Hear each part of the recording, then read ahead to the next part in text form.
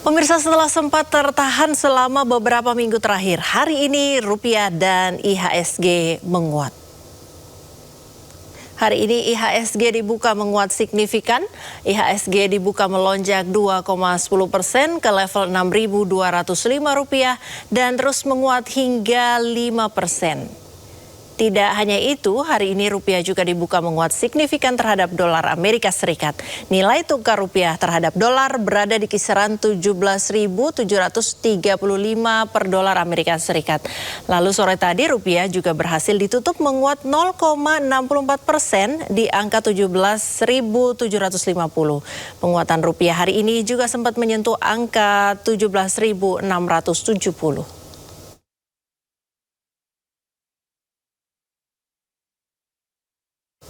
Wakil Ketua DPR RI Sufmi Dasko Ahmad menyebut kepercayaan publik pada pemerintah mulai meningkat di tengah kondisi ekonomi saat ini. Dasko juga yakin pemerintah saat ini terus menjalankan berbagai strategi dan kebijakan untuk menjaga stabilitas ekonomi nasional. Ya, saya pikir kan kepercayaan terhadap pemerintah juga semakin kuat, sehingga itu juga berpengaruh terhadap pasar dan juga terhadap penguatan nilai tukar rupiah. Nah, saya pikir kerja-kerja pemerintah akan terus dilakukan. Saya juga mendapatkan informasi dari pihak pemerintah bahwa dalam minggu ini dan ke depan ada strategi-strategi khusus yang akan dilakukan oleh pemerintah yang kalau saya sudah dengar akan dan saya yakini akan membuat nilai tukar atau rupiah menguat.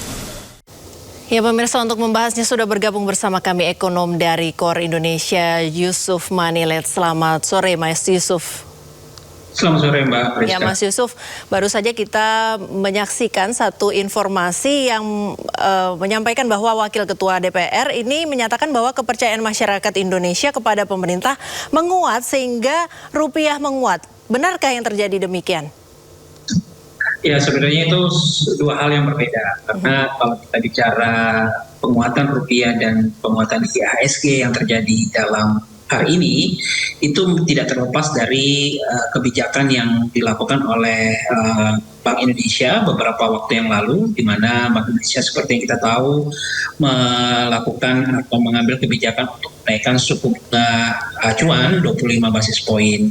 Dan di saat yang bersamaan sentimen di pasar saham juga relatif positif, mengingat di global sendiri kita mendengar bahwa sudah tercapai kesepakatan damai antara Iran dan juga Amerika Serikat, dan kesepakatan ini tentu mengubah sentimen yang tadinya negatif ke arah yang lebih positif.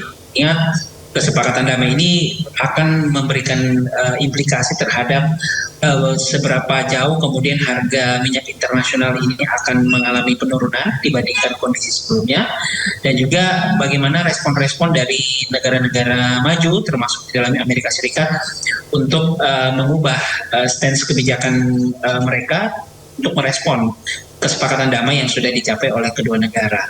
Jadi saya kira kombinasi dari kebijakan yang sudah dilakukan oleh Bank Sentral dalam hal ini Bank Indonesia dan juga sentimen positif terutama di hari ini yang disebabkan oleh faktor dari damai, kesepakatan damai antara Iran dan juga Amerika Serikat, ini menjadi kombinasi yang cukup baik yang dapat dilihat oleh investor, sehingga ini investor mulai masuk kembali di pasar saham dan juga di pasar obligasi, sehingga ini tercermin dari apresiasi nilai tukar rupiah yang relatif lebih baik jika dibandingkan dengan kondisi beberapa hari yang lalu, dan juga penguatan sedikit dari pasar saham kita di per hari ini, seperti itu, Mbak Priska. Baik, tapi tetap adakah andil dari kepercayaan masyarakat kepada pemerintah mempengaruhi nilai tukar rupiah terhadap dolar? Ya, tentu beberapa masyarakat menilai bahwa apa yang sudah dilakukan pemerintah ada yang sudah berada pada track yang cukup tepat, gitu ya.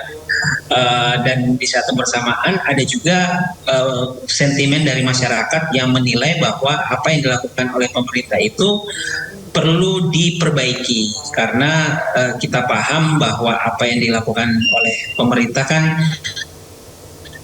tidak sepenuhnya kritik ataupun evaluasi ya, termasuk di dalamnya terhadap program-program yang selama ini memang menjadi salah satu program strategis pemerintah seperti katakanlah MBG, kemudian juga Koperasi Desa Merah Putih.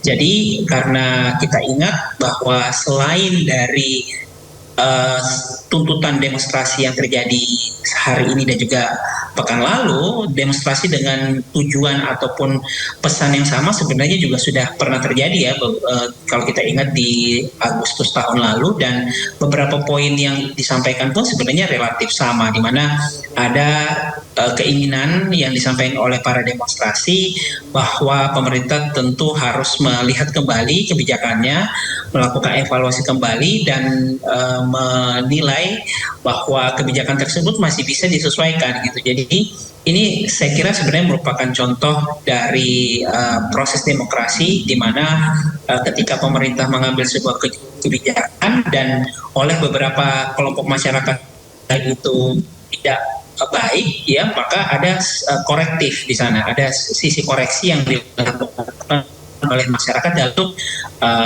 penyampaian aspirasi di demonstrasi itu sendiri. Jadi kalau menurut kami memang kalau kita lihat ini ada dua sudut pandang yang memang perlu dilihat ya, artinya bahwa ada program-program pemerintah ataupun capaian pemerintah yang tentu masyarakat apresiasi, termasuk di dalam misalnya di kuartal pertama kemarin pertumbuhan ekonomi kita cukup baik ya, dan itu saya kira merupakan hal yang saya pikir masyarakat apresiasi. Namun di saat yang bersamaan saat ini ada juga program ataupun kebijakan pemerintah yang sedang dikoreksi oleh masyarakat secara umum, dan ini saya kira merupakan hal wajar karena masyarakat yang merasakan hal tersebut, dan respon dari pemerintah lah yang kemudian akan menentukan bagaimana kelanjutan dari proses penyampaian aspirasi yang sedang dilakukan masyarakat saat ini. Ya, apakah aspirasi ini menunjukkan atau mewakili keresahan dari masyarakat secara umum, dan seberapa urgen perlu direspon dengan kebijakan, dan kebijakan yang seperti apa? Ya, kalau kita bicara apakah kemudian apa yang disampaikan aspirasi ini merepresentasikan masyarakat secara umum, ini tentu akan bisa sangat relatif ya jawabannya. Tetapi yang pasti kalau kita lihat ya kondisi saat ini bahwa aspirasi ini tidak hanya terjadi di Jakarta saja, tetapi di beberapa kota besar lain juga menyampaikan aspirasi yang kurang lebih sama. Artinya kondisi tersebut dibaca secara nasional dan tidak hanya terpusat pada satu atau dua daerah tertentu saja.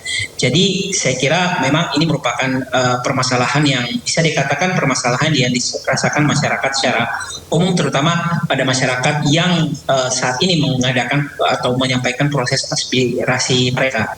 Nah, kalau kita bicara kondisi saat ini sebenarnya memang masyarakat tentu berharap bahwa pemerintah bisa segera merespon, bisa segera mengkomunikasikan apa yang telah dan akan dilakukan oleh pemerintah.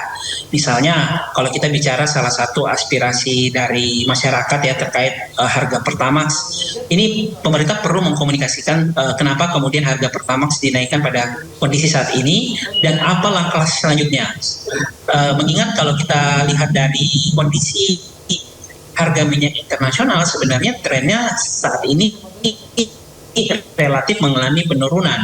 Meskipun juga ada kondisi di mana harga minyak ini bisa kembali meningkat apabila perdamaian yang sudah dicapai oleh kedua negara antara Iran dan juga Amerika Serikat ini tidak berlanjut, tetapi kondisi saat ini memang tengah mengalami penurunan, dan di tengah potensi penurunan harga minyak ini tentu ada semacam kebijakan yang seharusnya bisa diambil oleh pemerintah, misalnya melakukan penyesuaian harga Pertamax, dan ini merupakan salah satu respon yang diharapkan oleh masyarakat kalau misalnya kondisi dari harga minyak global ini mengalami penurunan.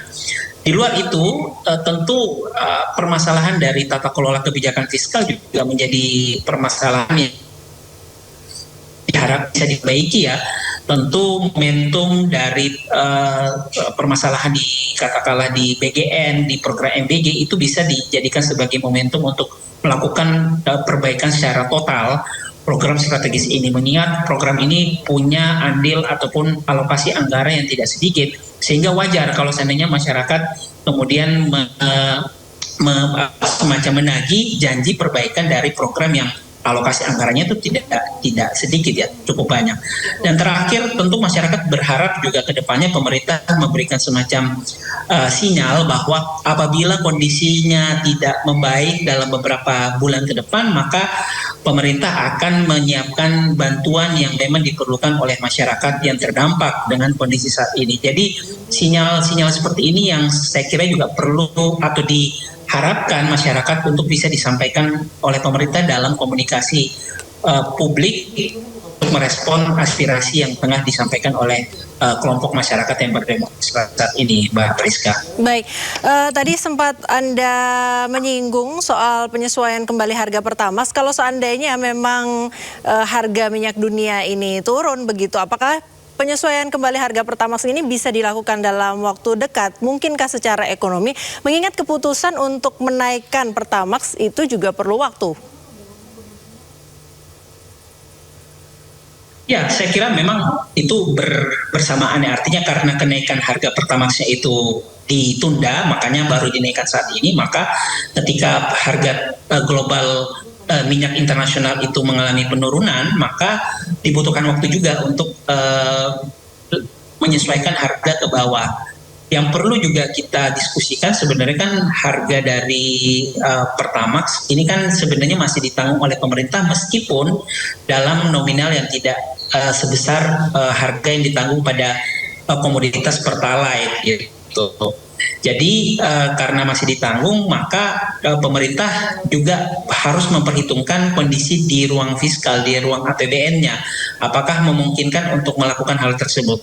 Apakah memungkinkan? Saya kira kalau kita bicara di luar topik penurunan harga minyak global, ini bisa dilakukan apabila dalam beberapa bulan ke depan atau katakanlah 1-2 bulan ke depan, pemerintah melakukan penyesuaian kembali dari sisi belanja. Misalnya ada penyesuaian yang cukup drastis dari program, sekali lagi program-program strategis yang dilakukan oleh pemerintah, dan apabila misalnya kondisi dari anggaran, defisit anggaran kita itu tidak mengalami pelebaran. Jadi saya betul sepakat bahwa meskipun ada potensi pemerintah bisa melakukan penyesuaian ke bawah untuk harga BBM non subsidi pertama, tetap diperlukan waktu, dan di waktu yang selisih waktu yang kita tunggu itu sebenarnya kita perlu pemerintah terutama perlu tadi ya mengirim sinyal bahwa akan ada penyesuaian apabila memang dimungkinkan, dan juga sinyal terkait bantuan yang diperlukan,